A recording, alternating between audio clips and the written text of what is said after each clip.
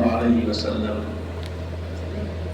من حج لله ولم يرفث ولم يفسق رجع كيوم ولدته أمه أو كما قال صلی اللہ علیہ وسلم۔ محترم بزرگوں، بھائیوں، آج آپ حضرات جو حج کے ارادے سے اپنا فارم بھر کر منظوری حاصل کر چکے ہیں اور وہاں پہنچنے کے لیے بہت سی چیزیں سیکھنے کے لیے یہاں تشریف لائے ہیں، میں اپنی طرف سے، اپنے ساتھیوں کی طرف سے آپ سبھی حضرات کو مبارکباد پیش کرتا ہوں۔ اللہ تعالیٰ آپ حضرات کے حج اور عمرے کو قبول فرمائے اور آسان فرمائے۔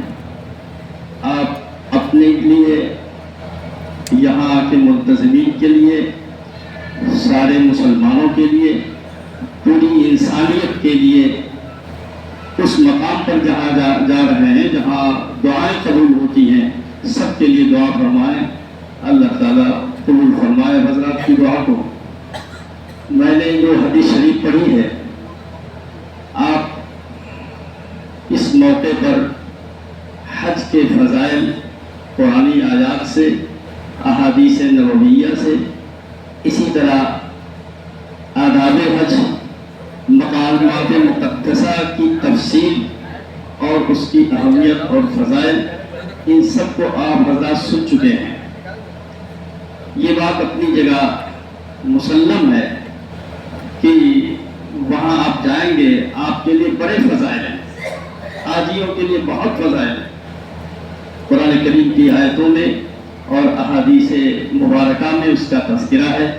یہ حدیث جو میں نے آپ کے سامنے ذکر کی ہے، رسول پاک صلی اللہ علیہ وسلم ارشاد فرماتے ہیں کہ جو شخص اللہ کی رضا کے لیے، جو شخص اللہ کو راضی کرنے کے لیے، یعنی ریاکاری اور شہرت کے لیے نہیں بلکہ اللہ کو راضی کرنے کے ارادے سے جو شخص حج کو جائے اور حج کے مکمل ہونے تک بیچ میں نہ کوئی فحش گوئی کرے اور نہ ہی کوئی بری بات اور برا کام کرے، تو وہ حج سے جب واپس ہوا اپنے گھر کی طرف تو اس طرح گناہوں سے پاک صاف ستھرا واپس ہوگا، اس طرح وہ پاک صاف ستھرا واپس ہوگا جیسے کہ ماں کے پیٹ سے بچہ گناہوں سے پاک اور صاف ستھرا پیدا ہوتا ہے۔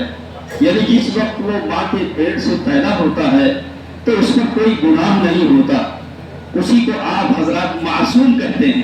معصوم کا مطلب گناہوں سے پاک، محفوظ۔ تو اسی طرح یہ حاجی بھی گناہوں سے پاک اور صاف ستھرا ہوگا، لیکن شرط یہ ہے کہ ان ایام میں آپ جو ہے نہ کوئی فحش بات کریں، جیسے میاں بیوی کے درمیان میں باتیں ہوتی ہیں، اور نہ ہی کوئی گناہ کا کام کریں، نہ گناہ کی بات کریں۔ ان سب چیزوں سے اگر محفوظ ہو کر کے آپ نے حج کیا ہے، اور ایک پہلی شرط یہ ہے کہ اللہ کی رضامندی کے لیے کیا ہے، ریاکاری اور شہرت ناموری کے لیے نہیں کیا ہے، حج کو نہیں گئے ہیں، تو یہ ان شرائط کے ساتھ اللہ تعالیٰ آپ کو گناہوں سے صاف ستھرا واپس کریں گے۔ یہ بہت بڑی فضیلت کی بات ہے۔ لیکن آپ کے لیے نماز کے بڑے فضائل، روزے کے بڑے فضائل، لیکن روزہ رکھ کر کے آپ ایسا کوئی کام کر بیٹھے جس سے روزہ ٹوٹ جائے، نماز شروع کریں اور نماز میں کوئی ایسا کام کر بیٹھے جس سے نماز فاسد ہو جائے، تو آپ بھی سمجھ رہے ہوں گے کہ نماز کا کوئی ثواب نہیں ملے گا، روزے کا ثواب نہیں ملے گا، بلکہ الٹا اور گناہ ہو جائے گا۔ ایسے ہی حج کو آپ جا رہے ہیں، بڑے فضائل ہیں، لیکن اگر آپ نے حج کو اس کی شرائط، اس کے ارکان، اس کے فرائض، اس کے واجبات کے ساتھ ادا نہیں کیا، اس میں کہیں بھی غلطی کر بیٹھے تو آپ کے لیے محرومی ہو سکتی ہے۔ اس لیے مسائل کا، واجبات کا، فرائض کا، ارکان کا ان سب کا جاننا بہت ضروری ہے اور اسی کے ساتھ حج کا ادا کرنا ضروری ہے۔ دیکھیے فضائل آپ نے سنے، آداب سنے، فضائل کے سننے میں آپ سے کوئی کوتاہی ہو گئی، پوری بات نہیں سمجھ سکے، آداب سننے میں کوئی کوتاہی ہو گئی، نہیں سن سکے، ان سب میں اگر کوئی کمی ہوئی تو اس میں کوئی ایسی بات نہیں ہے، لیکن مسائل میں اگر آپ نے صحیح نہیں سنا، صحیح نہیں سمجھا اور اسی کے حساب سے ادا نہیں کیا تو پھر آپ کا پورا عمل خراب ہو سکتا ہے، حج ہی خراب ہو سکتا ہے، فاسد ہو سکتا ہے۔ اس لیے مسائل کو آپ بڑی توجہ سے سنیں گے۔ اگر آپ کو کہیں اشکال ہوتا ہے تو آپ پوچھئے، انشاءاللہ اس اشکال کو دور کیا جائے گا، سمجھانے کی کوشش کی جائے گی۔ اس لیے پوری توجہ کے ساتھ آپ سنیں، ضرورت آپ محسوس کریں نوٹ کر لیں اور نہ ضرورت محسوس کریں نہ نوٹ کریں۔ ہم نے اپنے طور پر جو مختصر انداز میں پیش کرنے کی نیت کی ہے، ارادہ کیا ہے اور اس سے پہلے بھی حج کے موقع پر کیا ہے، تو اس کو میں نے مختصر طور پر ایک چند اوراق میں جمع کر دیا ہے، بعد میں آپ فوٹو اسٹیٹ کرا کر کے اس کو اپنے پاس رکھ بھی سکتے ہیں۔ اس سلسلے میں جو آپ کو بتانا چاہتا ہوں وہ یہ ہے کہ آپ یہاں جا رہے ہیں حج کے لیے، جانے کے وقت میں آپ کو یہ دیکھنا ہے کہ کس نیت سے آپ جا رہے ہیں اور احرام کے وقت آپ کس چیز کی نیت کر رہے ہیں۔ اس لیے اس موقع پر تھوڑی سی غلطی واقع ہو جاتی ہے اور اس غلطی کی وجہ سے بعد میں آپ کو اس کو نبھانا پڑے گا جس چیز کی آپ نیت کر لیں گے۔ اس موقع پر آپ یہ سمجھیں کہ حج کی 3 قسمیں ہیں، حج کی 3 قسمیں ہیں اور ہر قسم کی علیحدہ صورت ہے۔ آپ جس چیز کی نیت کے ساتھ احرام باندھیں گے آپ کو اسی کو نبھانا پڑے گا۔ مثلا حج کی 3 قسموں میں ایک حج افراد ہے اور یہ قسمیں میں اس لیے بتاتا ہوں تاکہ آپ نیت کرنے کے وقت امتیاز کر سکیں، علیحدہ کر سکیں کون سی چیز کی نیت کر رہے ہیں۔ ایک قسم ہے حج افراد۔ حج افراد میں حاجی جب احرام باندھتا ہے میقات سے پہلے تو صرف اور صرف حج کی نیت سے احرام باندھتا ہے اور تلبیہ پڑھتا ہے، صرف حج کی نیت کرتا ہے، عمرہ کی نیت نہیں کرتا ہے۔ صرف حج کی نیت اگر آپ نے کی اور اسی نیت سے آپ نے احرام باندھا تو آپ کا یہ حج حج افراد کہلائے گا اور حج کرنے والے کو مفرد کہیں گے، مفرد یعنی تنہا حج کا کی نیت کرنے والا۔ ایسا شخص جب جائے گا وہاں پہنچے گا تو وہاں پر جو ہے اس کو صرف حج کرنا ہے، تو یہ حج کی نیت کر کے گیا ہے اور جب تک کہ حج کے ایام نہیں آ کر کے اور حج کے ارکان کو پورے طور پر حج کو پورا نہیں کر لیتے ہیں اس وقت تک آپ احرام کی حالت میں رہیں گے۔ یہاں مثلا یہاں سے پہنچ گئے 15 دن پہلے، 10 دن پہلے، تو آپ اسی حالت میں رہیں گے۔ حج کے ایام آئیں گے، اس ایام میں آپ حج کریں گے، سارے حج کے امور سے جب آپ فارغ ہو جائیں گے اور سر مڑا کر کے یا بال کتروا کر کے حلال ہوں گے، اس وقت جا کر کے آپ کا احرام کھلے گا۔ اس میں بھی اور تفصیل ہے، ابھی آگے اس وقت ہم آئیں گے، 5 دن حج کے بیان کریں گے تو انشاءاللہ اس میں بیان کریں گے۔ لیکن آپ کا یہ احرام پورا برقرار رہے گا، آپ بیچ میں احرام نہیں کھول سکیں گے اور احرام کی جتنی پابندیاں ہیں ان پابندیوں کو نبھانا پڑے گا۔ اگر اس کی خلاف ورزی کریں گے تو اس میں جو جرمانہ آج ہوتا ہے وہ جرمانہ بھی دینا پڑے گا۔ اس لیے حج افراد مشکل ہے۔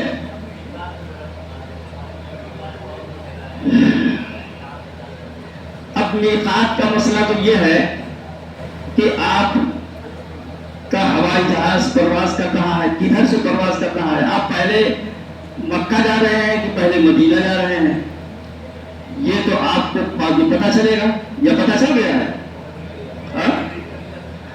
पहले मदीना जाएंगे। तो जब आपको पहले मदीना जाना है तो आपको यहाँ से एहराम बिल्कुल नहीं बांधना है। आप मदीना सीधे जाएंगे, वहाँ मदीना के अय्याम गुजार लेंगे।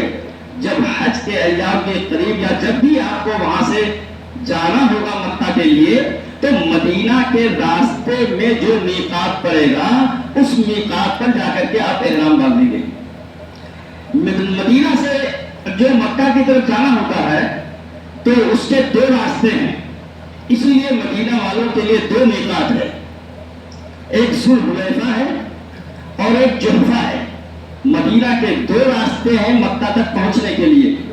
आमतौर पर जुल्हुलैफा के रास्ते से ले जाते हैं, जुहफा के रास्ते से कम भी आना होता है, लेकिन बहरहाल अगर जुल्हुलैफा के रास्ते से ना जाकर जुहफा के रास्ते से जाना पड़े तो फिर उन मीकात पर जहाँ पहुंचेंगे, मीकात से पहले आप मीकात पर पहुंच करके एहराम बांधेंगे, फिर वहां आप मक्का तशरीफ ले जाएंगे। तो आपके लिए कोई मसले नहीं है। मदीना जब पहले पहुंचना है यहाँ के हाजियों को, तो मदीना में रहकर जब मक्का की तरफ आपको रवाना हो और रास्ते में जाकर के जुल्हुलैफा पड़े या जुहफा पड़े तो वहां आपको बताएंगे, वहां आपको पहुंच करके एहराम बांधना है और एहराम बांध करके आप जाएंगे। इस मौके पर जो मैं जिक्र कर रहा था कि एक हज इफराद है, ये हज इफराद की सूरत बताई, अभी पूरी बात नहीं आई। दूसरे हज क़िरान है। हज क़िरान के माने मिलाने के आते हैं। हज क़िरान में आदमी जब मीकात से एहराम बांधता है तो वो हज और उम्रा और हज दोनों की एक साथ नियत करता है। वो कहता है कि अल्लाह मैं हज और उम्रा दोनों की नियत करता हूं, तू इसे आसान फरमा और कबूल फरमा। दोनों की नियत करता है, दोनों को मिला करके एक ही मर्तबा में चूंकि नियत कर रहा है, इसलिए इस हज को हज क़िरान कहेंगे। और ऐसा हज करने वाले को क़ारीन कहेंगे। ये जब हज के लिए जाएंगे तो उम्रा करेंगे, क्योंकि उम्रे की नियत की है, उम्रा की नियत की है, इसलिए उम्रा करेंगे। उम्रा करने के बाद हलाल नहीं होंगे, उसी एहराम में रहेंगे यहाँ तक कि हज के अय्याम आ जाएंगे और हज के अय्याम आने के बाद हज के अफ़आल अदा करेंगे। जब हज के अफ़आल अदा कर चुकेंगे, फिर जब सर के बाल मुड़ा कर या कतरवा करके हलाल होंगे तो गोया की एहराम की पाबंदियों से बच जाएंगे, तो एहराम की पाबंदियां खत्म होंगी। तो ये कहना है कि हज इफराद और हज क़िरान, इन दो हज की सूरतों में आदमी का एहराम आखिर तक बता रहेगा, एहराम से छुटकारा नहीं पाएगा और बीच में एहराम की पाबंदियां इख्तियार करनी पड़ेंगी। खिलाफ वर्जी की सूरत में जो जुर्माना है वो जुर्माना भी अदा करना पड़ेगा। ये दो सूरतें मुश्किल होती हैं, फजीलत की तो है, क़िरान हमारे नजदीक अफजल है कि दोनों की नियत करके आप मशक्कत बर्दाश्त करेंगे, आपको सवाब भी ज्यादा मिलेगा, ज्यादा एहराम की हालत में रहेगा, सवाब ज्यादा मिलेगा। लेकिन मशक्कत तलब है, जिंदगी में एक बार करने जा रहे हैं, भूल जाएंगे, एहराम की खिलाफवर्जी कर बैठेंगे, बार बार ऐसा होगा तो आपको परेशानी लायक होगी। इसलिए इन दो सूरतों में परेशानी ज्यादा रहती है। अलबत्ता हज की जो तीसरी सूरत है वो हज तमत्तु है। हज तमत्तु में मीकात से सिर्फ उम्रे का एहराम बांधेंगे, ये आपको ख्याल रखना है। आमतौर पर हिंदुस्तान से जो मुसलमान हज के लिए जाते हैं, बांग्लादेश से इधर से भी जाते हैं, वो हज तमत्तु ही करते हैं। 99%, 1-8% ऐसे होते हैं जो गलती से या ये कह लीजिए कि अपनी नीयत से करके हज क़िरान भी करते हैं या हज इफराद करते हैं। हज तमत्तु में मीकात से सिर्फ उम्रे का एहराम बांधेंगे। आपको ये ध्यान रखना है, अगर आपने एहराम बांधने के वक्त गलती से हज और उम्रा दोनों की नियत कर ली तो याद रखिए कि अब आपको हज क़िरान करना पड़ेगा, उसकी खिलाफ वर्जी नहीं करेंगे, वहां जाकर के उसको निभाना पड़ेगा।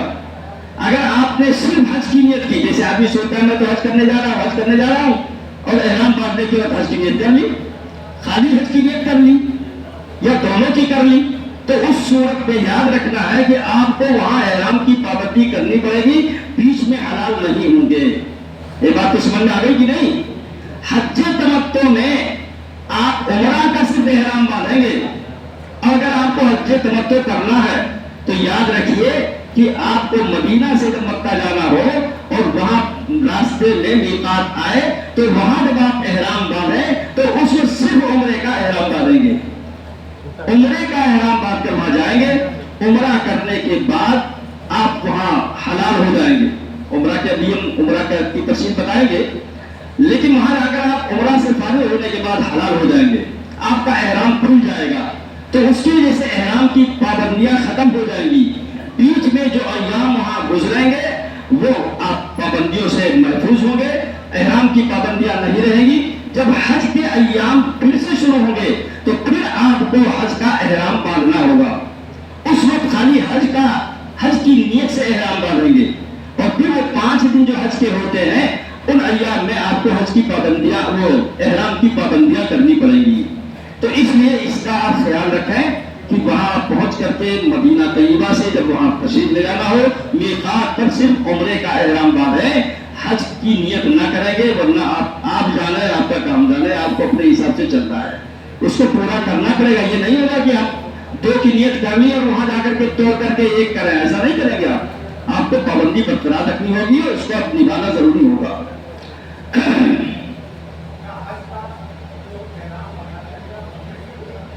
جی ہاں اچھا، ابھی میں بعد میں حج کے جو 5 دن ہیں اس کو تفصیل سے بیان کروں گا. ایک دن آپ کو پورا عمل بتاؤں گا تاکہ آپ اسی حساب سے کرتے چلے جائیں. ابھی میں نے عمرہ کا تذکرہ کیا ہے، حج کا تذکرہ آ رہا ہے. عمرہ میں اب آپ یہ سمجھ لیجئے کہ جو بھی آپ کو عمرہ پہلے کرنا ہوگا، اس لیے عمرہ میں کیا کیا کام کرنا ہے. عمرہ میں 2 فرض ہے، عمرہ میں 2 فرض ہے اور 2 واجب ہے. پہلا فرض تو یہ ہے احرام باندھنا، یعنی عمرہ کی نیت کرنا اور تلبیہ پڑھنا. احرام کی حقیقت کیا ہے؟ احرام کی حقیقت جو ہے وہی نیت کرنا اور تلبیہ پڑھنا، یہ دونوں اس کی حقیقت میں شامل ہے، داخل ہیں. لہذا آپ جب احرام باندھیں گے، احرام کی تفصیل ابھی ہمارے پیچھے جو بعد میں مولانا امیر صاحب تشریف لائیں گے انشاءاللہ وہ پورے شروع سے لے کے آخر تک تفصیل سے بتائیں گے، اس لیے ہم مختصر کر رہے ہیں. آپ عمرہ کی تفصیل بعد میں آپ کو معلوم ہو جائے گی. پر اتنا سمجھیے کہ عمرہ کے وقت میں اس عمرہ احرام کی جو حقیقت ہے وہ 2 چیزیں ہیں، ایک تو نیت کرنا اور دوسرے تلبیہ پڑھنا. مثلا آپ یہ نیت کریں گے اللہم انی ارید العمرۃ فیسرھا لی وتقبلھا منی. یہ عربی میں ہے، اردو میں آپ کہیں گے اے اللہ میں عمرہ کی نیت کرتا ہوں، اے اللہ تو اس کو آسان فرما اور اس کو قبول فرما. یہ نیت ہوئی. اس نیت کے بعد فوراً آپ تلبیہ پڑھیں گے. کیا کریں گے؟ تلبیہ پڑھیں گے. عمرہ کی نیت اور تلبیہ پڑھنے سے پہلے آپ 2 رکعت نماز پڑھیں گے. 2 رکعت نماز پڑھنے سے پہلے موقع ہوگا تو غسل کر لیں گے، نہیں ہوگا تو خالی وضو کر لیں گے، پاک صاف ستھرے کپڑے پہن لیں گے. وہ تھوڑی تفصیل انشاءاللہ بیان کریں گے. تو میں کہہ رہا تھا کہ عمرہ کے 2 فرض ہیں، ایک تو احرام باندھنا جس کی حقیقت نیت کرنا اور تلبیہ پڑھنا ہے. دوسرا فریضہ خانہ کعبہ کے پاس آپ جب پہنچیں گے، وہاں پہنچیں گے مکہ مکرمہ میں، تو آپ کو طواف کرنا ہے، خانہ کعبہ کا طواف کرنا. یہ خانہ کعبہ کا طواف جو کیا جائے گا یہ فرض ہے عمرے کا، یہ دوسرا فرض ہے. عمرہ کے 2 واجب ہیں. جب آپ طواف کر لیں گے خانہ کعبہ کا تو اس کے بعد آپ کو سعی بین الصفا والمروہ کرنا ہے. صفا اور مروہ پہاڑی کے درمیان سعی کرنا، یہ سعی کرنا واجب ہے. دوسرا واجب جب سعی بین الصفا والمروہ کر لیں گے تو آپ پھر آ کر کے اپنے بال کو مڈائیں گے یا بال کو کتروائیں گے. یہ بال کا مڈانا یا بال کا کتروانا یہ واجب ہے. اس کے ذریعے سے آپ کا احرام کھل جائے گا، احرام کھل جائے گا اور اب احرام کی پابندیاں آپ پر نہیں رہیں گی. ہاں مسجد حرام میں رہیں گے یا حرم میں رہیں گے تو حرم کی پابندیاں برقرار رہیں گی. کچھ حرم کی بھی پابندیاں ہوتی ہے لیکن احرام کی پابندیاں زیادہ ہیں، اس لیے احرام کی پابندی سے آپ بری ہو جائیں گے۔ کب بری ہو جائیں گے؟ جب دوسرا واجب ادا کر لیں گے، یعنی سر کے بال مڈا لیں گے یا بال کٹوا لیں گے۔ یہ عمرہ میں 2 فرض اور عمرہ کے 2 واجب، یہ آپ کو یاد رکھنا ہے۔ میں سمجھتا ہوں کہ آپ کو یاد ہو گیا ہوگا۔ آگے آپ وہاں رہیں گے مکہ مکرمہ میں، جب حج کے ایام شروع ہوں گے تو حج کے ایام 8 ذی الحجہ سے شروع ہوتے ہیں۔ 8، 9، 10، 11، 12، یہ 5 دن حج کے ایام کہلاتے ہیں۔ 8، 9، 10، 11، 12 ذی الحجہ، یہ حج کے 5 دن کہلاتے ہیں۔ ان 5 دنوں میں آپ کو جو کام کرنا ہے ضروری وہ میں بتا رہا ہوں ٹائم کی کمی ہونے کی وجہ سے۔ پہلا کام، آپ کو جب حج کے لیے جانا ہوگا تو آپ حج کا احرام باندھیں گے۔ حج کا احرام کہاں سے باندھیں گے؟ آپ جس مقام میں ٹھہرے ہوں اسی جگہ سے آپ حج کا احرام باندھ سکتے ہیں۔ بہتر ہے اگر موقع ہو، آسانی ہو، بہتر ہے کہ آپ حرم میں جائیں، مسجد حرام میں، وہاں جا کر کے اپنا احرام باندھ لیں، افضل اور بہتر ہے۔ لیکن اگر سہولت نہیں ہے، آسانی نہیں ہے، تو آپ اپنے مقام ہی پر رہتے ہوئے احرام باندھ سکتے ہیں۔ کوئی دقت اور پریشانی کی بات نہیں ہے، کہیں اور آپ کو جانا نہیں ہے، وہیں سے آپ احرام باندھ لیں۔ احرام کی حقیقت وہی ہے جو میں نے عمرہ کے سلسلے میں بتائی کہ نیت کرنا اور تلبیہ پڑھنا، یہ دونوں چیزیں اس کی حقیقت میں داخل ہیں۔ نیت نہ ہو، خالی تلبیہ ہو، نیت نہ ہو تو کام نہیں چلے گا۔ تو اس لیے ایک تو آپ کو احرام باندھنا ہے۔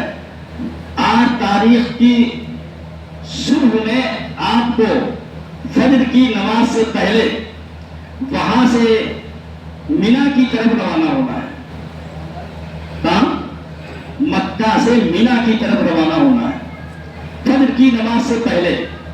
سہولت کے اعتبار سے کبھی معلم وغیرہ پہلے ہی 7 تاریخ میں یا 8 تاریخ میں رات آنے سے پہلے ہی آپ سے کہہ سکتے ہیں کہ بھائی پہلے چلو، بھیڑ بھاڑ ہو جائے گی، پریشانی ہو جائے گی، تو آپ اسی حساب سے اسی وقت جا کر کے حج کا احرام باندھ لیں اور ان کے بتانے کے حساب سے آپ ان کے ساتھ چلے جائیں، اسی حساب سے چلے جائیں تاکہ آسانی کے ساتھ اپنے مقام پر پہنچ جائیں۔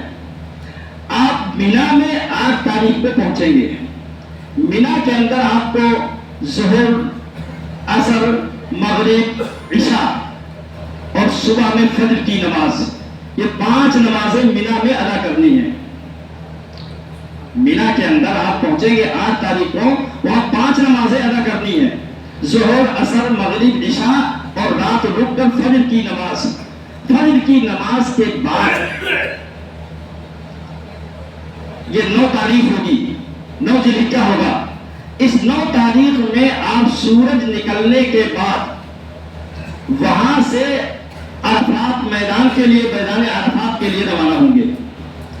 میدان عرفات میں وہاں پہنچیں گے آپ۔ میدان عرفات میں ٹھہرنا، جس کو وقوف عرفہ کہتے ہیں، یہ حج کا دوسرا فریضہ ہے۔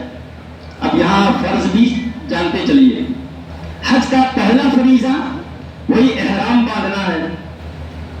جیسے عمرہ میں احرام باندھنا فرض تھا، ایسے ہی حج میں بھی احرام باندھنا فرض ہے۔ احرام کی حقیقت میں بتا چکا، تو پہلا فریضہ آپ ادا کر چکے، احرام باندھ کر کے آئے۔ وقوف عرفہ یہ دوسرا فریضہ ہے۔ وقوف عرفہ جو دوسرا فریضہ ہے، اس میں آپ وقت سمجھ لیجئے۔ وقت تو آپ کو جو ملے گا وہ آپ جائیں گے 9 تاریخ کو میدان عرفات میں، لیکن کبھی بھیڑ بھاڑ کی وجہ سے، اکیلے جانے کی وجہ سے آدمی بھٹک جاتا ہے، دیر میں پہنچتا ہے۔ تو یہ بات سمجھ لیجئے کہ وقوف عرفہ کا جو ٹائم ہے وہ 9 تاریخ کے زوال سے لے کر بعد میں جو رات آئے گی جہاں مزدلفہ کو جانا ہے، یہ آنے والی رات کی صبح صادق تک وقوف عرفہ کا ٹائم ہے۔ حالانکہ عام طور پر آپ میدان عرفات میں جائیں گے، پہنچیں گے، زور سے پہلے پہنچ جائیں یا زور کے بعد پہنچیں، جیسے بھی ہوگا آپ کے لیے موقع، اپنے گاڑی گھوڑا کے حساب سے عام طور پر پہلے پہنچ جاتے ہیں.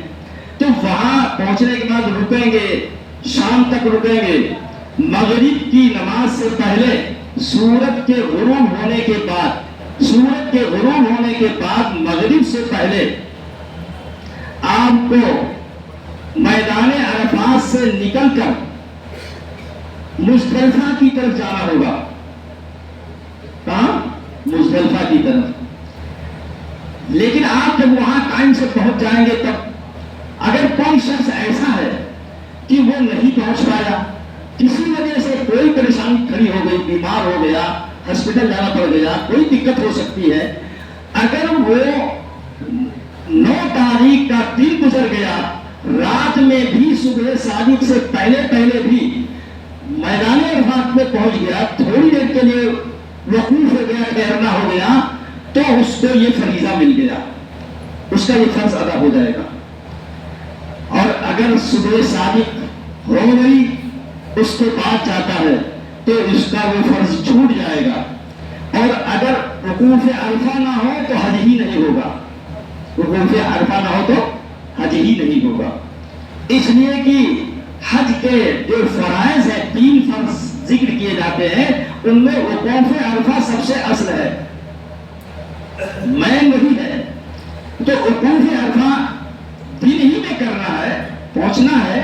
لیکن ہم نے تو گنجائش کے طور پر بتا دیا کہ اگر کوئی شخص نہیں پہنچ سکا اور کسی پریشانی میں مبتلا ہونے کی وجہ سے اگر فجر صادق سے پہلے بھی وہاں گیا، تھوڑی دیر کے لیے وقوف ہوا اور پھر مزدلفہ چلا گیا، تو پھر اس صورت میں اس کا حج ادا ہوگا، اس کا یہ فریضہ ادا ہو جائے گا.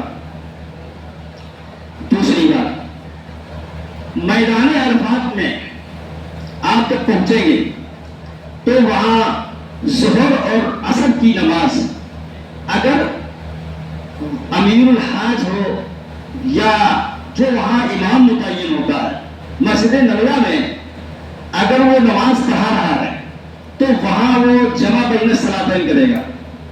جمع بین الصلاتین کا مطلب 2 نمازوں کو اکٹھا پڑھے گا، ظہر اور عصر کو. ظہر ہی کے وقت میں عصر کی نماز بھی وہ پڑھائیں گے امام صاحب، ظہر ہی کے وقت میں عصر کی نماز کو بھی پڑھائیں گے. اگر آپ وہاں پہنچیں اور مسجد نبوی میں پہنچ جائیں، ظہر کے وقت میں پہنچیں، امیر الحاج نماز پڑھا رہا ہو اور وہ جمع کر رہا ہو تو آپ بھی جمع کریں گے، آپ بھی جمع کریں گے. لیکن اگر آپ وہاں مسجد میں نہیں پہنچے یا جماعت کی نماز جو مسجد میں ہو رہی ہے اس میں شریک نہیں ہوئے، آپ اپنے خیمے میں پہنچے اور خیمے میں آپ نماز پڑھ رہے ہیں، تو اس خیمے میں آپ چاہے تنہا پڑھیں اور چاہے جماعت کے ساتھ پڑھیں، دونوں صورتوں میں آپ دونوں نمازوں کو جمع نہیں کریں گے، بلکہ ہر نماز کو علیحدہ پڑھیں گے اور اپنے اپنے ٹائم سے پڑھیں گے. ظہر کی نماز کو ظہر کے وقت میں، عصر کی نماز کو عصر کے وقت میں پڑھیں گے.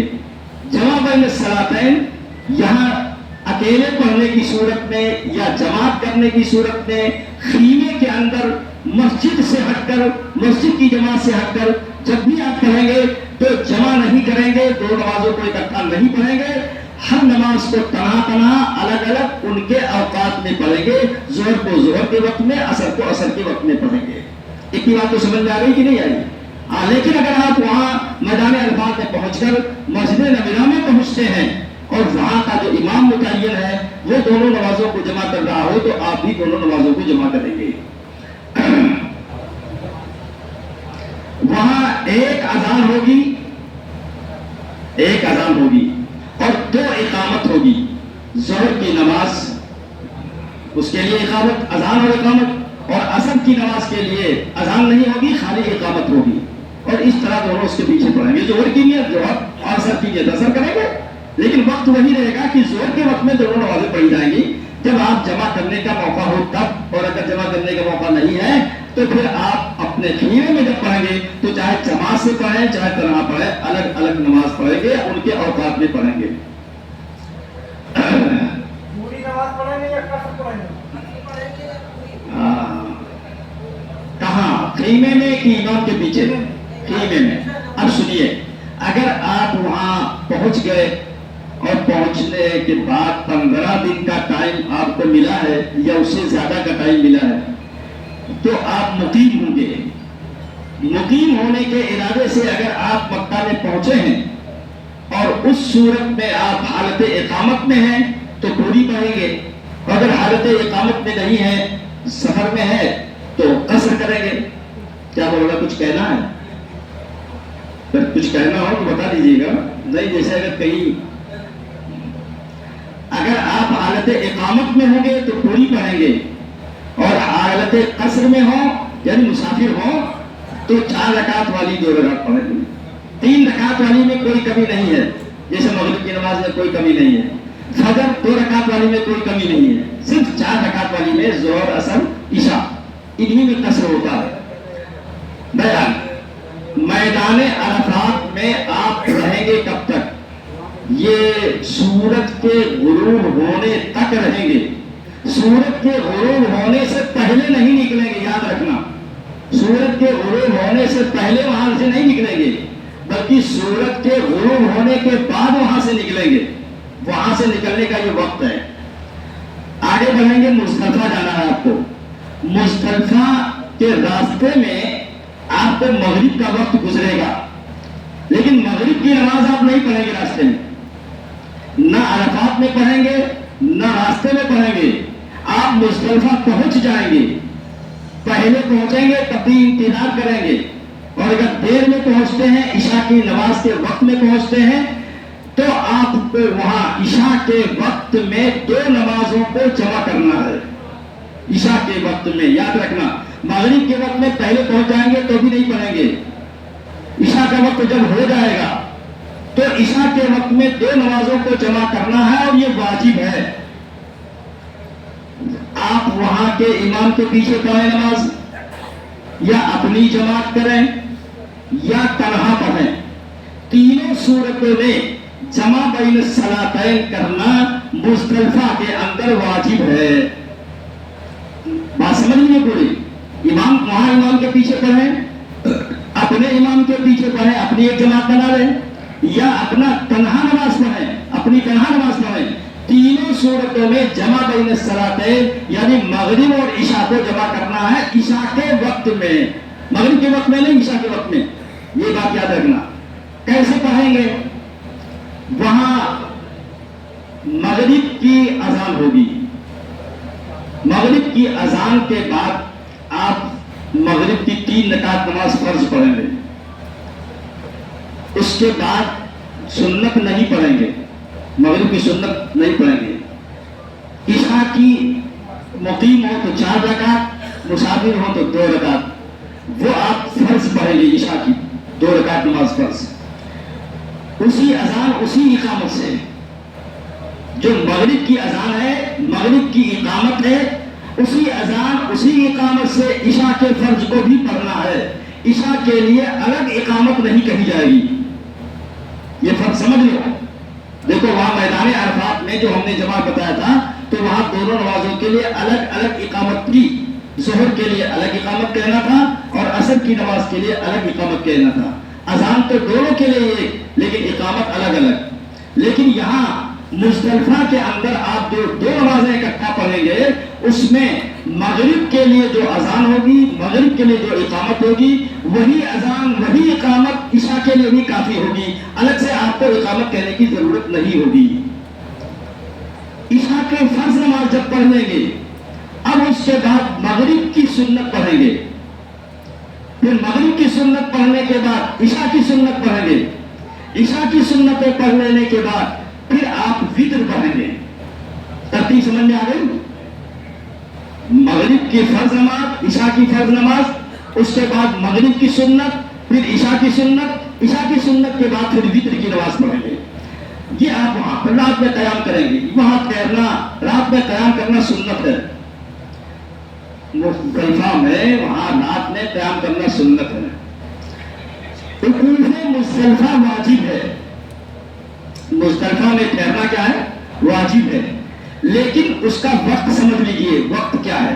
اس کا وقت فجر صادق سے طلوع ہونے کے بعد، فجر صادق طلوع ہونے کے بعد، سورج کے طلوع ہونے سے پہلے درمیان میں جو وقت ہے اس میں ٹھہرنا یہ وقوف مزدلفہ ہے. اگر کوئی شخص مزدلفہ رات بھر ٹھہرا رہا اور فجر صادق سے پہلے وہاں سے نکل گیا چلا گیا مینا کی طرف, تو وہ جو رات بھر ٹھہرا رہا اس کا کوئی اعتبار نہیں, اس سے واجب نہیں ادا ہوگا. وقوف مزدلفہ جو واجب ہے یہ اسی وقت ادا ہوگا جب کہ وہ فجر صادق کے بعد کچھ دیر ٹھہرا ہو اور کچھ دیر ٹھہر کر کے پھر کہیں گیا ہو. فجر صادق اور سورج کے طلوع ہونے کے درمیان میں یہ اس کا وقت ہے.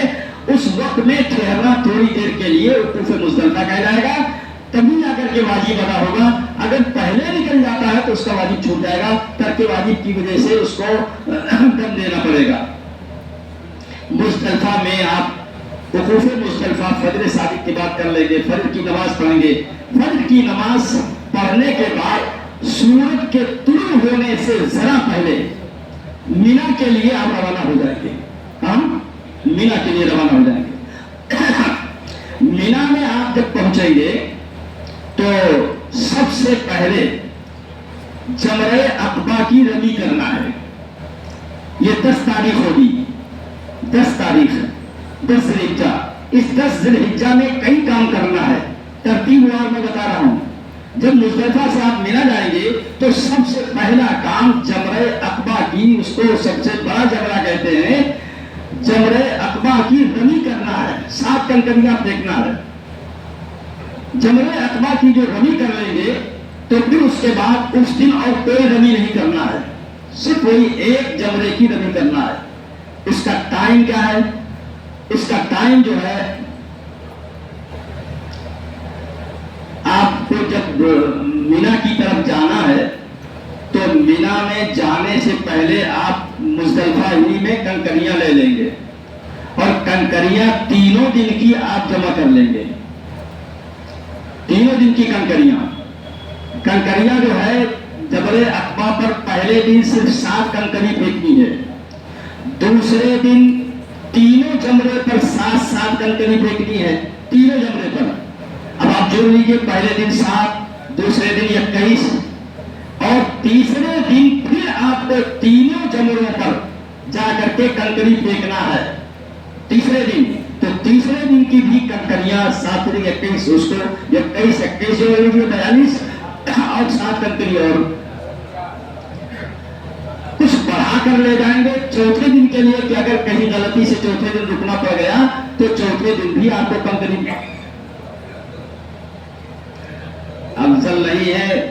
غلطی بھی سے یا اپنے یعنی رہنے کے لیے کہ آپ رکیں گے تو آپ کو کرنا ہے اور اس سے ثواب زیادہ بڑھ ملے گا, لیکن وہ چونکہ پابندی ہوتی ہے سب ساتھ چلتے ہیں اس لیے یہ بات میں نے کہی. مسئلے کے حساب سے دیکھیں 3 دن کی کنکریاں تو ضروری ہیں اور چوتھے دن کی یعنی 13 تاریخ کی کنکری ضروری نہیں ہے آپ پر, لیکن اگر آپ اپنی نیت سے اپنے ارادے سے رک جاتے ہیں یا یہ کہہ لیجیے کہ کسی وجہ سے رکنا پڑ جاتا ہے تو پھر 14 دن کی بھی 3 جمرات کی کنکری مارنی پڑے گی اور اس کے لیے بھی پہلے سے ہی پیشگی طور پر رکھ کر لے جائے تو زیادہ اچھا ہے. اس لیے کہ بعد میں اگر رکنا پڑ گیا یا آپ نے نیت کی رکنے کی فضیلت حاصل کرنے کے لیے رک گئے تو کنکری کا تلاش کرنا آپ کے لیے مشکل ہو جائے گا. تو اس لیے یہاں آپ مزدلفہ سے جب مینا جانا ہو تو آپ کریے کہ کتنی کنکریاں ہو گئی 7 21 پہلے کہہ لیجیے 63 اور 7 اور جوڑ لیجیے 70 کنکریاں آپ جو ہے ساتھ میں لے کے جائے. پہلے دن 7 کنکری جمرے عقبہ پر مارنی ہے, اس کے بعد نہیں. دوسرے دن تینوں جمرات پر 7 مارنی ہے, تیسرے دن بھی تینوں جمرات پر 7 کنکری مارنی ہے. چوتھے دن اگر رکنا ہوا آپ کا اپنی نیت سے یا کسی اتفاق کی بنیاد پر وجہ سے تو پھر بھی آپ چوتھے دن بھی آپ کو 7 کنکری تینوں پر مارنی پڑے گی. ٹائم بتا رہا ہوں, دیکھیے پہلے دن آپ صبح صادق یعنی یہ کہہ لیجیے سورج کے طلوع ہونے سے ذرا پہلے جائیں گے, سورج طلوع ہو جائے گا راستے میں, زوال سے پہلے جمرے عقبہ کی رمی کرنا افضل ہے. پہلے دن ایک جمرے پر رمی کرنا ہے، زوال سے پہلے افضل ہے، زیادہ ثواب ہے۔ اگر زوال کے بعد کرتے ہیں رمی، کنکری پھینکتے ہیں جمرے عقبہ پر، تو زوال کے بعد سورج کے غروب ہونے تک جائز ہے، کوئی کراہت نہیں۔ سورج کے غروب ہونے تک کنکری مارنا کیا ہے؟ جائز ہے، بلا کراہت، کوئی کراہت نہیں۔ سورج کے غروب ہونے کے بعد اگر آپ کنکری مارنے جاتے ہیں، یعنی کہہ لیجیے زوال سے پہلے نہیں گئے، زوال کے بعد سورج کے غروب ہونے تک نہیں گئے، سورج کے غروب ہونے کے بعد اگر جاتے ہیں تو اس صورت میں رمی جمرہ عقبہ کرنا یعنی کنکری مارنا مکروہ ہے، کراہت کے ساتھ ادا ہو جائے گا، کوئی جرمانہ نہیں ہوگا۔ البتہ یہاں ایک بات یاد رکھیے کہ اگر بھیڑ کی وجہ سے یا کسی عذر کی وجہ سے سورج کے غروب ہونے سے پہلے آپ کنکری نہیں مار سکے ہیں، بھیڑ وغیرہ کی وجہ سے یا کسی عذر کی وجہ سے، اور مغرب کے بعد یا سورج کے غروب ہونے کے بعد جا کر کے آپ کنکری مارتے ہیں تو بلا کراہت جائز ہے، بلا کراہت یعنی مکروہ بھی نہیں ہوگا۔ جب عذر کی وجہ سے بھیڑ کی کا عذر ہو جائے، کوئی اپنی بیماری کا عذر ہو جائے، کہیں پریشانی، تو عذر کی وجہ سے اگر آپ سورج کے غروب تک کنکری نہیں مار سکے ہیں، سورج کے غروب کے بعد جائیں گے کنکری مارنے، تو بلا کراہت بھی جائز ہوگا، مکروہ نہیں ہوگا۔ پہلے دن کا جو ٹائم ہے وہ رات میں پوری رات ہے، صبح صادق تک، صبح صادق کے طلوع ہونے سے پہلے تک۔ صبح صادق کے طلوع ہونے کے بعد اب دوسرا دن شروع ہوگا، دوسرے دن میں بھی آپ کو رمی کرنا ہے اور دوسرے دن میں تینوں جمرات کی رمی کرنا ہے۔ اس دن کا وقت اور اس کے بعد والے ایام کا وقت یکساں ہے۔ یکساں کا مطلب یہ ہوا کہ آپ دوسرے دن زوال سے پہلے کنکری نہیں ماریں گے۔ دیکھو پہلے دن تو زوال سے پہلے کنکری مارنا افضل ہے نا، لیکن دوسرے اور تیسرے دن یا چوتھے دن زوال سے پہلے کنکری مارنا جائز نہیں۔ اگر آپ نے جا کر کے مار دیا تو اس کا اعتبار نہیں ہوگا۔ زوال کے بعد آپ کو کنکری جا کر کے مارنا ہے، سورج کے غروب تک بلا کراہت جائز ہے۔ سورج کے غروب کے بعد اس دن دوسرے اور تیسرے دن یا کہہ لیجیے چوتھے دن، سورج کے غروب کے بعد کہہ لیجیے کہ اگر کنکری مارتے ہیں تو مکروہ ہے۔ لیکن وہاں بھی یہی بات ہے کہ اگر بھیڑ کی وجہ سے نہیں آپ مار سکے دن کے اندر سورج کے غروب سے پہلے تو اس کے بعد اگر آپ جاتے ہیں بھیڑ کی سے بچنے کے لیے یا کسی عذر کی وجہ سے بعد میں جانا پڑ رہا ہے مغرب کے بعد، تو بلا کراہت جائز ہے۔ تو دوسرے دن تیسرے دن رک گئے تو چوتھے دن یہ جو کنکری مار رہا ہے اس کا جو ٹائم ہے وہ زوال کے بعد ہے، زوال سے پہلے نہیں ہے، یاد رکھنا۔ بھیڑ زیادہ ہوتی ہے مغرب بعد بھی آپ جائیں گے بلا کراہت جائز رہے گا، اس میں کوئی دقت کی بات نہیں ہے۔ اب معلم کی ہدایت معلم آپ کو بتائے گا کیسے کرنا ہے، یا بھیڑ ہے کہ نہیں ہے، اسی حساب سے آپ یہ کر لینا ہے۔ آپ پہلے دن جب آپ کنکری مار لیں گے، جمرے عقبہ کی رمی کر لیں گے، تو اس کے بعد آپ کو جو کام کرنا ہے وہ ہے قربانی کرنا۔ کیا کرنا؟ قربانی کرنا۔ یہ قربانی کرنا واجب ہے، حج کے واجبات میں سے ہے، اور آپ حج تمتع کریں گے تو یہ قربانی شکرانے کے طور پر واجب ہے، یاد رکھنا۔ کس طور پر؟ شکرانے کے طور پر واجب۔ کیا شکرانہ؟ شکرانہ یہ ہے کہ آپ عمرہ کے ارادے سے گئے اور آپ کو حج کے ایام مل گئے، آپ نے حج بھی کر لیا، تو شکریہ نہیں ادا کریں گے اللہ کا کہ بھائی عمرہ کے ارادے سے گئے تھے نا۔ ارے عمرہ کے ارادے سے کا مطلب یہ ہوا احرام جو باندھا تھا شروع میں تو عمرہ ہی کا تو احرام باندھا تھا یا حج کا ساتھ میں باندھ لیا تھا؟ ارے عمرہ کے نیت سے احرام باندھ کے آپ گئے وہاں اور پھر رک کر کے آپ نے حج بھی کر لیا۔ اللہ کا بڑا شکر ہے کہ ایک پنکھ دو کار، ایک سفر میں دو کام ہو گیا۔ اللہ کا شکریہ ادا کرنا واجب، اس صورت میں یہ قربانی کرنا شکرانہ کے طور پر واجب ہے۔ اب یہاں تھوڑا سا رک کر کے ایک مسئلہ اور سمجھ لیجیے، وہ یہ ہے کہ جو صاحب النصاب ہوتا ہے، مالک النصاب ہوتا ہے، اپنے گھر پر رہتا ہے تو اس کے ذمہ قربانی واجب ہوتی ہے کہ نہیں ہوتی ہے؟ وہ मालिक निसाब वाली कुर्बानी नहीं है, तुम्हें शुक्राना है। अगर आप मालिक निसाब है, साहिब निसाब है, तो आपके ऊपर वो कुर्बानी अलग से वाजिब है, वो अलग से वाजिब है। आप चाहें तो हरम में वो कुर्बानी मालिक निसाब होने की वजह से जो वाजिब होती है, वो जैसे आप चाहे तो वहां हरम में कर ले, और चाहे तो आप अपने घर पे फोन करके बता दे कि भाई घर पे हमारी कुर्बानी कर लो। बात समझ रहे कि नहीं? उसके लिए जगह मुतय्यन नहीं है, हरम में भी कर सकते हैं, आपको ज्यादा सवाब मिलेगा। और आसानी के लिए चाहे तो अपने घर पर फोन कर दे या घर से पता करके जाए, वो घर के ऊपर भी कुर्बानी हो सकती है। तो इस तरह उस कुर्बानी के लिए कोई जगह मुतय्यन नहीं। लेकिन ये जो तमें शुक्राना अदा करेंगे, कुर्बानी करेंगे, उसके लिए वो जगह मुतय्यन है, वो मैदान मिना में ही आपको कुर्बानी करना है, ये बात याद रखनी है। वहां कुर्बानी करने के बाद अब आप जो है सर का बाल मुड़वा सकते हैं या बाल कतरवा सकते हैं, इसके जरिए से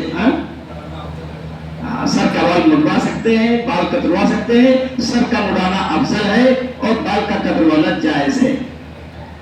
ये जब आप सर मुड़ा लेंगे या बाल कतरवा लेंगे तो अब आप हलाल हो जाएंगे, एहराम की पाबंदियां खत्म हो जाएंगी। आप सिला हुआ कपड़ा पहन सकते हैं, खुशबू इस्तेमाल कर सकते हैं, लेकिन अभी पूरे तौर पर एहराम नहीं खुलेगा। सुन लो भाई, पूरे तौर पर एहराम नहीं खुलेगा। बीवी के हक में अभी एहराम बरकरार रहेगा। बीवी के हक में समझ रहे हैं, यानी बीवी से सोहबत वगैरह नहीं कर सकेंगे। अभी आप तवाफ़े ज़ियारत कर लेंगे, अभी तवाफ़े ज़ियारत बाकी है। तवाफ़े ज़ियारत जब कर लेंगे तब जाकर के आप एकदम मुकम्मल हज हो जाएगा, और फिर उसके बाद ये समझिए कि एहराम की पाबंदी एकदम से खत्म हो जाएगी। तो आप जब सर के बाल मुड़ाएंगे या बाल कतरवाएंगे तो आपका एहराम खुल तो जाएगा। बहुत सी चीजें जो ममनू थी आपके लिए हलाल हो जाएंगी। सिला हुआ कपड़ा पहन सकते हैं, खुशबू इस्तेमाल कर सकते हैं, अब आप इस तरह रह सकते हैं, लेकिन बीवी के हक में एहराम अब भी बरकरार रहेगा। अब वहां से आप मक्का मुकर्रमा तशरीफ ले जाए, उसी रोज तवाफ़े ज़ियारत करने के लिए। तवाफ़े ज़ियारत फर्ज है। देखो, रमिए जमरे अक़बा की रमी करना वाजिब, कुर्बानी करना वाजिब, और सर के बाल मुड़ाना या कतरवाना वाजिब, ये सब हज के वाजिबात हैं। लेकिन तवाफ़े ज़ियारत फर्ज है। तो हज के 3 फर्ज थे, एक एहराम बांधना, दूसरे अरफा के मैदान में थोड़ी देर के लिए ठहरना जिसको वकूफ़ अरफा कहते हैं, और तीसरा फर्ज तवाफ़े ज़ियारत है। तवाफ़े ज़ियारत आप अपने सिले हुए कपड़ों में भी कर सकते हैं और एहराम के कपड़ों में भी कर सकते हैं। आप तवाफ़े ज़ियारत के लिए अफजल वक्त पहला दिन है यानी 10 तारीख में, और दूसरे और तीसरे दिन भी जायज़ है।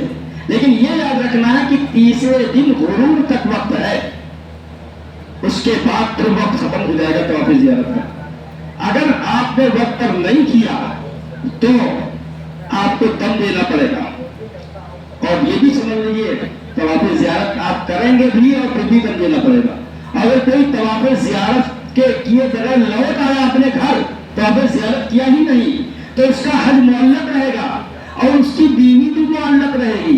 बीवी मुअल्लक रहने का मतलब ये हुआ कि बीवी से मिल नहीं सकता, मिस्त्री वगैरह नहीं कर सकता, इसलिए कि वो उसका एहराम अभी पूरे तौर पर खत्म नहीं हुआ। मैंने कहा था ना कि बीवी के हक में जब तक तवाफ़े ज़ियारत ना कर ले तब तक के उसका एहराम बरकरार रहता है। अगर कहीं घर लौट के आ गया तो उसका एहराम अपनी बीवी के हक में बरकरार रहेगा, यहाँ तक कि वो जब जाएगा खाने काबा वहां दोबारा, और वहां जाकर के फिर जो है तवाफ़े ज़ियारत करेगा, तब जाकर के उसका जो है वो एहराम खत्म होगा बीवी के हक में। इसलिए बहुत ख्याल रखना, ऐसा ना हो कि ऐसे तैसे गफलत में वक्त गुजर जाए, वो ऐसे वापस लौट के चले आए। ये बात याद रखने की ज़रूरत है।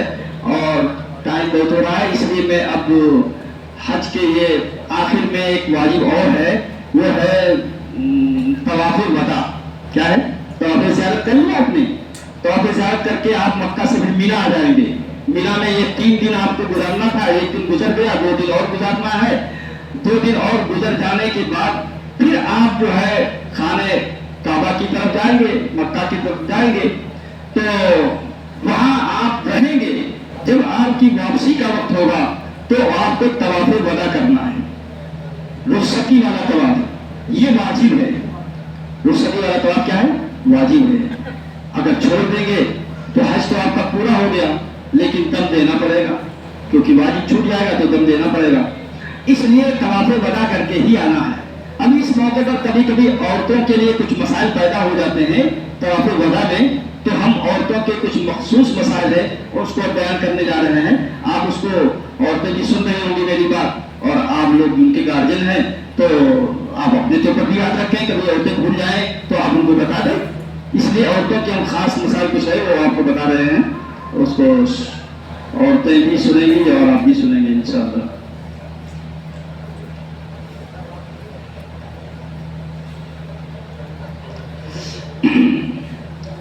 دیکھیے، عورتوں اور مردوں کے احرام میں تھوڑا فرق ہے۔ تو ہمارے آپ کے لیے تو احرام بتا دیا گیا ہے یا بتایا جائے گا، لیکن عورتوں کا احرام بھی دیکھ لیجیے۔ عورتوں کا احرام صرف اتنا ہے کہ وہ اپنا سر ڈھانک لے اور چہرہ کھولے رکھیں، اور پردہ کے لیے بہتر ہے کہ کوئی ہیٹ وغیرہ سر پر رکھ لیں، پھر اس کے اوپر سے نقاب کا پردہ گرا لیں۔ خیال رکھیں کہ نقاب کا جو پردہ اور کپڑا ہے وہ چہرے سے نہ لگنے پائے، ان کی پوری کوشش رہے کہ چہرے سے نہ لگے، کیونکہ پردہ کرنا بھی ضروری ہے۔ تو پہلی بات یہ ہے کہ عورتیں ہماری طرح ان کو احرام کے کپڑے نہیں پہننا ہے، کچھ نہیں، وہ اپنے سلے ہوئے کپڑے میں جو ان کے لیے وہی ہے، سلا ہوا کپڑا ان کے لیے ممنوع نہیں ہے، سلا ہوا کپڑا پہنے رہیں گی۔ ان کا احرام چہرے میں ہے کہ چہرہ کھلا رہنا چاہیے، لیکن چہرہ کھلا رہنے میں آج کل بے پردگی کا بھی خطرہ ہے، تو اس کے لیے بہترین صورت یہ ہے کہ جو ہے سر کے اوپر ایسا ٹوپ جو آگے نکلا رہتا ہے، ہیٹ وغیرہ کہتے ہیں، اس کو رکھ لیں اور پھر اسی کے اوپر جو ہے وہ پردہ لٹکا لیں تاکہ سامنے والے کے لیے بے پردگی نہ ہو، اور اس کے ساتھ ساتھ آپ کا احرام بھی برقرار رہے، چہرہ جو ہے وہ بالکل چہرے سے کپڑا ملا ہوا نہ رہے۔ دوسری بات، سلے ہوئے کپڑے عورتوں کے لیے منع نہیں ہے بلکہ وہ پہنیں۔ تیسری بات، عورتیں تلبیہ آہستہ پڑھیں گی، مرد تلبیہ زور سے پڑھیں گے اور عورتیں تلبیہ آہستہ پڑھیں گی۔ چوتھی بات، ناپاکی کی حالت میں دعا اور تلبیہ پڑھ کر احرام باندھ لیں، نماز نہ پڑھیں۔ یعنی یہ کہہ لیجیے کہ جب ان کو احرام باندھنا ہے، چاہے عمرے کا اور چاہے حج کا، اور فرض کر لیجیے کہ اس وقت وہ ناپاکی کی حالت میں ہے، یعنی ماہواری آ رہی ہے، تو اس صورت میں وہ احرام کیسے باندھیں؟ تو یہ کہتے ہیں کہ اسی طرح جو ہے وہ ناپاکی کی حالت میں دعا بھی پڑھ لے، تلبیہ پڑھ لے، صرف نماز نہ پڑھیں۔ جیسے آپ حضرات احرام باندھیں گے تو پہلے نماز پڑھیں گے 2 رکعت، اس کے بعد آپ دعا پڑھیں گے تلبیہ کی، وہ دعا پڑھیں گے اور اس کے بعد جو ہے وہی تلبیہ پڑھیں گے۔ تو عورتیں جو ہے وہ نماز نہیں پڑھیں گی، دعا پڑھیں گی، نیت کریں گی، تلبیہ پڑھیں گی۔ پانچویں، سر کے بالوں کو ایک کپڑے سے عورتیں باندھ لیں، سر کے بالوں کو ایک کپڑے سے باندھ لیں تاکہ کوئی بال ٹوٹ کر گرے نہیں، اور یہ کپڑا صرف احتیاط کے لیے ہے، لازم نہیں ہے۔ یعنی اگر کوئی عورت اپنے سر کو کپڑوں سے نہیں باندھتی ہے تو لازم نہیں ہے کہ اس کے نہ باندھنے کی وجہ سے کوئی جرمانہ ہو جائے، ایسا کچھ نہیں ہے، بطور احتیاط کے ہے کہ تاکہ بال ادھر ادھر نہ بکھرے اور نہ ٹوٹے نہ گرے۔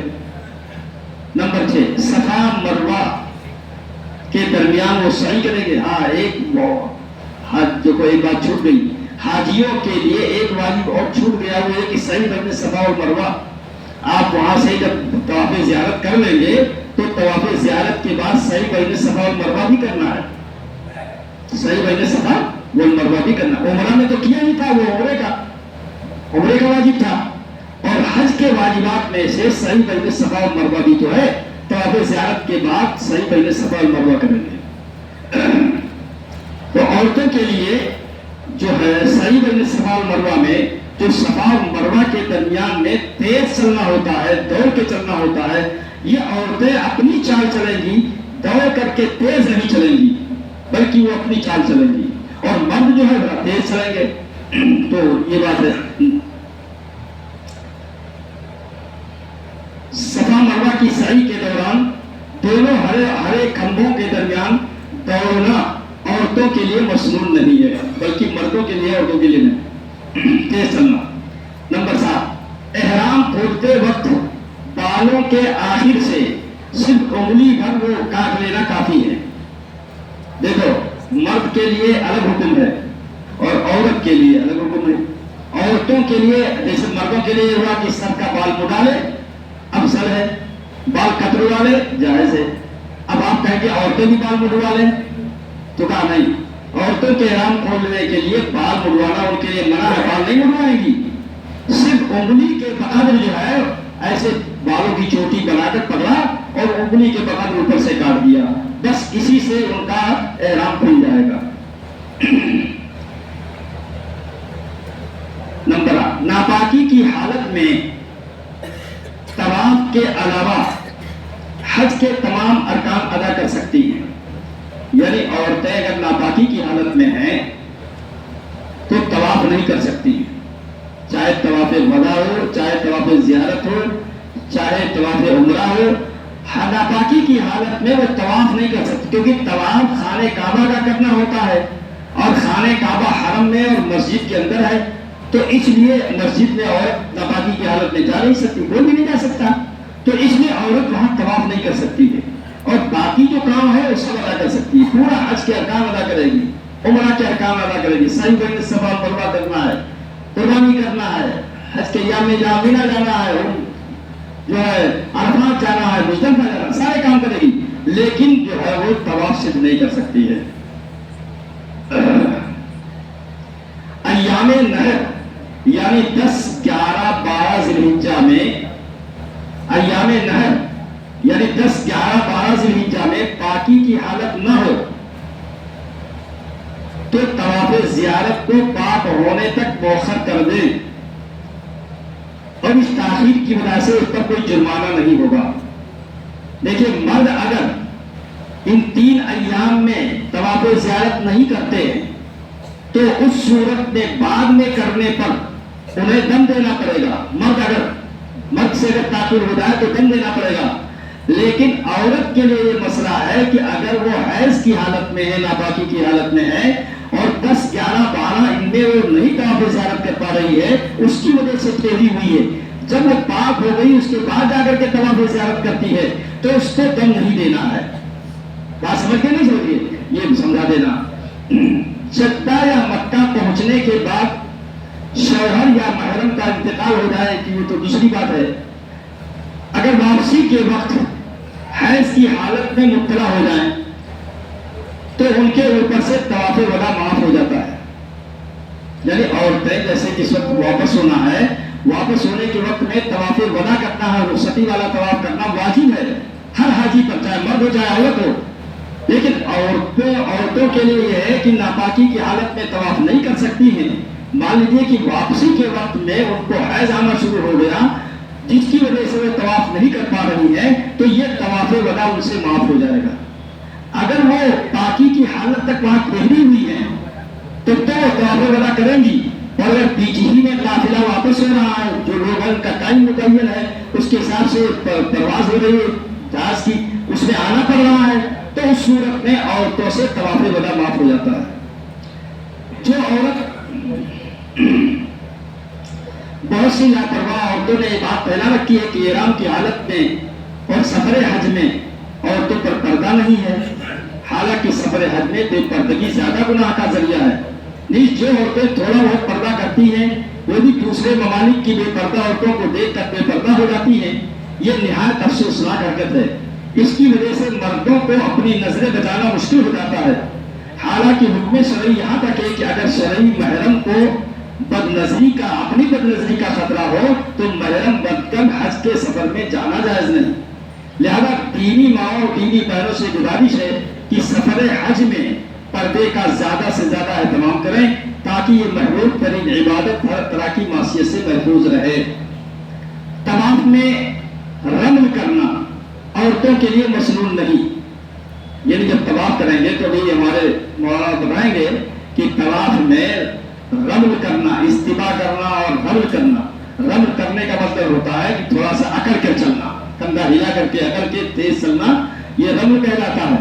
عورتیں اپنی چال چلیں گی کندھا ہلا کر، تیز چلنا ان کے لیے نہیں ہے، عقل کا چلنا نہیں ہے، یہ صرف مردوں کے لیے ہے۔ اسی بات کو بتا رہے ہیں کہ رمل کرنا عورتوں کے لیے نہیں ہے، مسنون نہیں۔ رمل طواف کے پہلے 3 چکروں میں عقل کا تیز چلنے کو کہا جاتا ہے۔ طواف کے دوران طواف عورت کر رہی ہے، اسی دوران میں اگر حیض کا خون آ جائے تو طواف کو وہیں وہ موقوف کر دے اور پاک ہونے کے بعد طواف کا اعادہ کرے، نہیں لوٹائے۔ اس وقت وہ طواف کو موقوف کر دے، دوبارہ جب وہ پاک ہو جائے تو پاک ہونے کے بعد جا کر کے طواف کرے اور نئے سرے سے طواف کرے۔ یہ ہے اعادہ کا مطلب۔ دوران سعی، یہ تو طواف والی بات ہوئی۔ اگر عورت سعی بین صفا اور مروہ کر رہی ہے، سعی بین صفا اور مروہ کرتے ہوئے حیض جاری ہو گیا، شروع ہو گیا، تو کہتے ہیں دوران سعی حیض آ جائے تو ایسی حالت میں سعی مکمل کر سکتی ہے، مکمل کرے گی، اس لیے کہ جو حرم سے باہر ہے، مسعی جہاں صحیح کرتے ہیں وہ حرم سے باہر ہے، اس لیے وہاں اسی حالت میں بھی وہ صحیح کرے گی۔ اگر عورت نے حج تمتع کی نیت سے میقات سے عمرے کا احرام باندھ لیا اور ارکان عمرہ ادا کرنے سے پہلے اس کو حیض آ جائے اور حج تک پاک نہ ہو، یعنی ایسا ممکن ہے کہ عورت وہاں پہنچی اور عمرے کے نیت سے گئی تھی، حج تمتع کی نیت سے یعنی عمرے کا احرام باندھ کر گئی تھی، اور وہاں پہنچنے کے بعد اس کو حیض آنا شروع ہو گیا۔ اب کیا کرے؟ یہاں تک کہ انتظار کرتے کرتے پاکی کا ایام حج آ گئے، تو ایام حج آ گئے تو حج میں جانا ضروری ہو گیا، اب کیا کرے وہ؟ تو اس کو بتا رہے ہیں اگر عورت نے حج تمتع کی نیت سے میقات سے عمرے کا احرام باندھ لیا اور ارکان عمرہ ادا کرنے سے پہلے اس کو حیض آ گیا اور حج تک پاک نہ ہو سکی، تو عمرے کا احرام کھول کر حج کا احرام باندھ لے، یعنی اب عمرے کا جو احرام باندھ رکھا تھا اس کو توڑ دیا، کھول کھال دیا، کپڑے کا اس کو تو وہی پہننے دینا ہے، لیکن اس سے ہٹ کر اب اس کو نئے سرے سے حج کا احرام باندھنا ہے، حج کا احرام باندھ لے اور حج کے بعد ایک عمرے کی قضا کرے، یعنی حج جب مکمل ہو جائے تو اس کے بعد عورت ایک عمرہ کی قضا کرے، جو عمرہ نہیں کر سکی تھی بعد میں اس کی قضا کرے، اور پہلے والا احرام بغیر عمرہ کیے کھول دینے کی وجہ سے ایک تنبیہ دینا لازم ہوگا، چونکہ وہ عمرہ کیا نہیں تھا، احرام کھول دیا تھا، اس لیے ایک تنبیہ بعد میں دینا پڑے، قضا بھی کرے گی، ایک تنبیہ دینا پڑے گا، اور اس کا یہ حج حج تمتع نہیں ہوگا، حج افراد کہلائے گا، اور حج افراد میں دم شکرانہ نہیں ہے، حج افراد میں دم شکرانہ نہیں ہے، اس لیے دم شکرانہ اس کو نہیں دینا پڑے گا، بڑی واجب نہیں ہے، کوئی قربانی کرے تو کر لے، کیا اگر عورت نے میقات سے حج قران کا احرام باندھ لیا، اب یہ حج قران کا مسئلہ ہے تو یہاں پیش نہیں آنا ہے، دوسرے آگے بتاتے ہیں، حیض کا خون عورتوں کے لیے قدرت کا مقرر کردہ غیر اختیاری عذر ہے، اس لیے اس کے جاری ہونے سے دل برداشتہ نہیں ہونا چاہیے، عورتوں کو پریشان نہیں ہونا چاہیے، بلکہ اس پر راضی رہنا چاہیے کہ اللہ کی طرف سے یہ ہے تو جیسے اللہ کی مرضی ہے، لیکن پھر بھی اگر کسی عورت نے حیض روکنے کے لیے ان ایام میں کہ حیض نہ ہوئے اس روکنے کے لیے دوا استعمال کر لی اور اس سے خون رک گیا تو عورت کو پاک ہی سمجھا جائے گا، یہ نہیں کہ عادت کے ایام ہیں اور ایام وہی ایام چل رہے ہیں تو اس کو حائضہ مان لیا جائے، ایسا نہیں، بلکہ اس کو پاک سمجھا جائے گا اور اس حالت میں اس کے لیے طواف کرنا جائز ہو جائے گا، مگر ایسا کرنا صحت کے لیے نقصان دہ ہوتا ہے۔ اگر حج کے بعد فوراً واپسی کا وقت ہے اور عورت نے ابھی تک حیض کی وجہ سے طواف زیارت نہیں کیا، ایسا بھی ہو سکتا ہے، مثلا اس کو طواف زیارت جب کرنا تھا تو حیض چل رہا تھا، حیض کے ایام چل رہے تھے، انتظار کر رہی تھی کہ جو ہے طواف زیارت پاک ہو جائے، طواف زیارت کر لیں، لیکن ٹائم ہو گیا جہاز کی واپسی کا اور ساتھی سب جا رہے ہیں، تب کیا کرے؟ طواف زیارت تو کیا نہیں ہے، طواف زیارت فرض ہے، تو اس کو بتا رہے ہیں اگر حج کے فوراً بعد واپسی کا وقت ہے اور عورت نے ابھی تک حیض کی وجہ سے طواف زیارت نہیں کیا ہے تو پاک ہونے تک رک جانا لازم ہے، اس لیے کہ طواف زیارت کے بغیر حج نہیں ہوگا، حج صحیح نہیں ہوگا، اور اگر عورت اسی حالت میں طواف کر لے. مثلا یہ سمجھ لیجیے کہ اب رک نہیں سکتی ہے, سب ساتھی جا رہے ہیں, رکنا لازم تو ہے لیکن رک نہیں سکتی, سب جا رہے ہیں تو کیا کرے؟ تو کہتے ہیں اسی حالت حیض میں جا کر کے طواف زیارت کر لے. طواف زیارت اسی حالت حیض میں کر لے تو اس کا طواف تو صحیح ہو جائے گا, مگر ساتھ میں اس پر ایک گائے یا اونٹ کی قربانی بھی واجب ہو جائے گی. یعنی یہ ہے کہ طواف زیارت ہو جائے گا, فرض ادا ہو جائے گا, لیکن ایک بڑے جانور کی قربانی یعنی اونٹ کی یا گائے کی قربانی واجب ہو جائے گی. یہ بات یاد رکھنے کی ہے, مسئلہ عورتوں کو پیش آ سکتا ہے. بغیر شرعی محرم یا بغیر شوہر کے عورت کے لیے سفر حج کو جانا جائز نہیں. اگر جائے گی تو اس کا فریض حق تو ادا ہو جائے گا, مگر وہ عورت گنہگار بھی ہو جائے گی. بغیر محرم کے اور بغیر شوہر کے اگر جا رہی ہے اور پہنچ گئی وہاں تو فریض حق تو ادا ہو جائے گا, لیکن یہ ہے کہ گنہگار بھی ہوگی, کیونکہ بغیر محرم کے جانا جائز نہیں. بغیر محرم کے یا بغیر شوہر کے حج فرض ہی نہیں ہوتا عورت پر. اگر اس کے ساتھ کوئی جانے والا نہیں ہے محرم یا شوہر نہیں ہے تو اس کے بغیر اس کے اوپر حج ہی فرض نہیں ہوتا, چاہے جتنا مال. ہاں اگر وہ اب اتنا مال ہے کہ خود اپنا خرچہ اور جس کو محرم کو لے جائے اس کا خرچہ برداشت کر سکتی ہے اور محرم جانے کے لیے تیار بھی ہے, تو مل بھی رہا ہے, تو اس صورت میں اس پر حج فرض ہوگا, ورنہ حج فرض نہیں ہوگا. یہ مسائل تھے عورتوں کے اور آپ حضرات کے. اس میں بہت سی چیزیں ہیں جو وقت کی کمی کی وجہ سے نہیں بیان کی جا سکی ہیں. آپ اس کو سمجھیں گے اور آپ یہ سمجھتے رہیں گے. آپ کو آخر ٹائم تک سیکھنا ہے, وہاں پہنچ کر کے بھی سیکھنا ہے. بہت سی چیزیں نہیں سمجھ آئیں گی تو پوچھنا ہے, پوچھتے رہنا ہے. اللہ تعالیٰ ہم سب کو سمجھنے کی اور صحیح طور سے فرائض ارکان اور واجبات وغیرہ کی ادائیگی کے ساتھ حج کے ادا کرنے کی توفیق نصیب فرمائے.